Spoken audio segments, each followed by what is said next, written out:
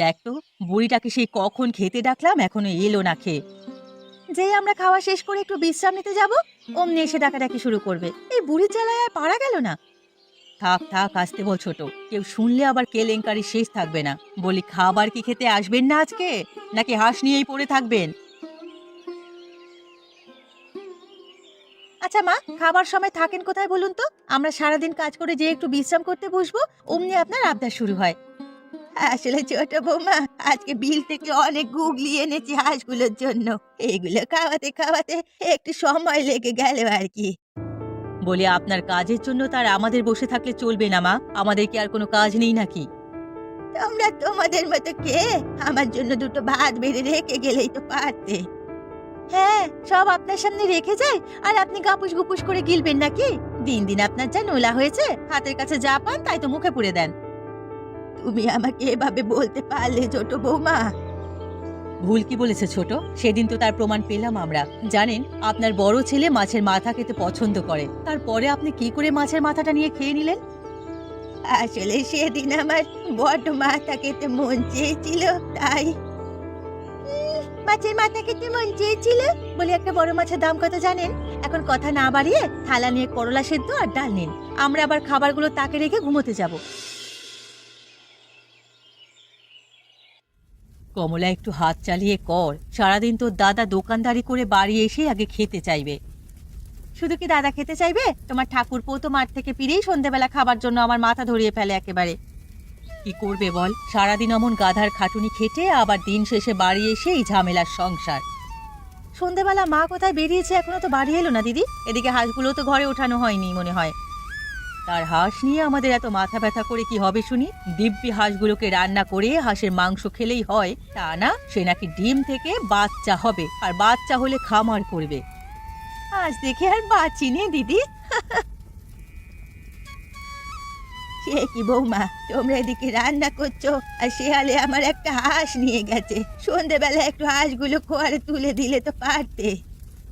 আমরা তো আর আপনার মতো অমন গায়ে হাওয়া লাগিয়ে চলি না মা, আমাদের আরো অনেক কাজ আছে। আমি গায়ে হাওয়া লাগিয়ে চলি? আমার হাঁসগুলোকে কিছু খেতে দাও না বলে আমি বিলে গিয়ে কষ্ট করে ঘুগলি নিয়ে আসি, আর তোমরা কিনা আমায় বলছো আমি গায়ে হাওয়া লাগিয়ে চলি? বড়দি যা বলেছে একদম ঠিক বলেছে। আপনাকে কে বলেছে এই বয়সে এসব করতে? কি ব্যাপার গিন্নি? একেবারে রাস্তা থেকে তোমাদের গলার আওয়াজ শোনা যাচ্ছে, কি হয়েছে কি? দেখুন না দাদা, সারাদিন আমরা সংসারে খেটে মরি, আর এখন হাঁসগুলোকে খোয়ারে ওঠাতে মনে নেই বলে মা আমাদের বকাবকি করছে। আমি কখন বকাবকি করলাম তোমাদের বৌমা? একটা হাঁস শিয়ালে নিয়ে গেছে বলে এখন এসে আমাদের কথা শোনাচ্ছে মা। এখন তো মনে হচ্ছে সব কাজবাজ ফেলে আমাদের মায়ের হাঁসের পেছনে দৌড়তে হবে সারাদিন। থামো তো তোমরা। আর মা, তুমিও না।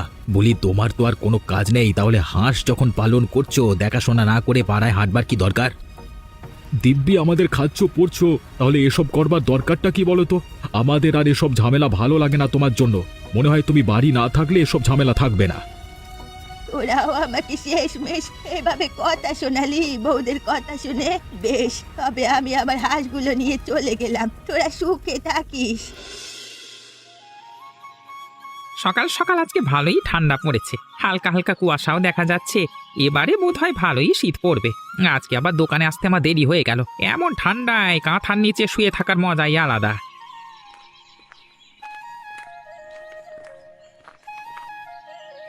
আরে এটা গয়া কাকিমা না? আরে ও কাকিমা, কাকিমা! কে হারান? আমি রাতে আর কোথাও যাবার জায়গা না থাকায় এখানে আশ্রয় নিয়েছিলাম বাবা। তা এখানে কেন কাকিমা? তোমার বাড়ি ঘর তোর ছেড়ে এই রাত এখানে কেন কাটালে? মানে ছেলের বউয়েরা বুঝি বাড়ি থেকে বের করে দিয়েছে? আরে বাবা, আমার নিজের পেটের ছেলেরাও এখন বউয়ের কথা শুনে কেবল, মায়ের দিকটা একটিবারও ভেবে দেখলো না। সব বাড়িতেই এখন এই এক ঝামেলা। তা থাকবে কোথায় এখন? আমার যে আর যাবার কোনো জায়গা নেই রে বাবা। জানি না আমি কোথায় যাব, কি করব। আহারে, এই বয়সে শীতের রাতে তোমার ছেলেরা তোমাকে বাড়ি ছাড়া করলো। এই দেখবে বিধাতা ওদের ঠিক বিচার করবে। যেভাবে নিজের মাকে ওরা বাড়ি ছাড়া করেছে, ঠিক সেভাবেই দেখবে নিজেরাও বাড়ি ছাড়া হবে। হ্যাঁ, না রে বাছা, এমন করে বলিস না। ওরা যে আমার পেটের সন্তান, ওদের তো আমি অভিশাপ দিতে পারি না। এখন কেবল আমার একটু মাথা গোজার আশ্রয় হলেই হবে। তুমি এক কাজ করো কাকিমা, হাটের ওই রাস্তা ধরে একটু এগিয়ে গেলেই জোড়া তাল গাছের পাশে একটা ছোট কুঁড়ে দেখতে পাবে। সেখানে আমার মাস্তুতো বোন থাকে তার এক মেয়েকে নিয়ে, তুমি বরং সেখানে গিয়ে